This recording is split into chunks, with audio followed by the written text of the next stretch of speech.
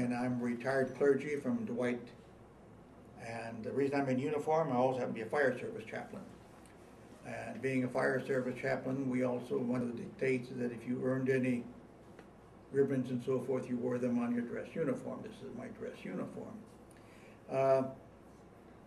I served in World War II and Korea, not as a chaplain, but as a grunt with the Marines. I was a Fleet Marine Corpsman. You know what a paramedic is? Yes. Okay. Well, the Fleet Marine Corpsmen are the equivalency of paramedics working with the Marine Corps. We're Navy personnel, but you wear Marine Corps uniform, arms, and all the things that you have. And we do the immediate field work just as the paramedic does. And I've also been a paramedic, so I know a little bit of that. And I've been a firefighter for more than 25 years, volunteer, so I know what goes on there.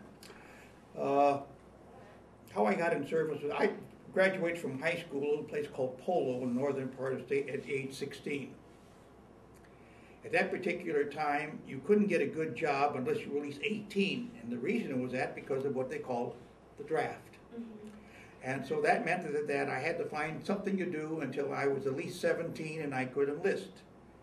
So I went to Chicago and I found an ad in the Chicago Tribune that said they were looking for somebody to take on the duties at a YMCA gym facilities.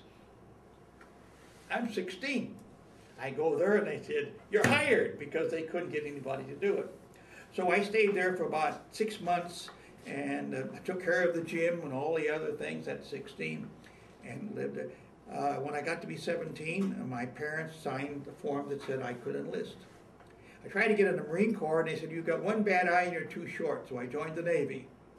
The Navy later on put me in the Marine Corps. So you see, there's always guess for that. So at the present time, kids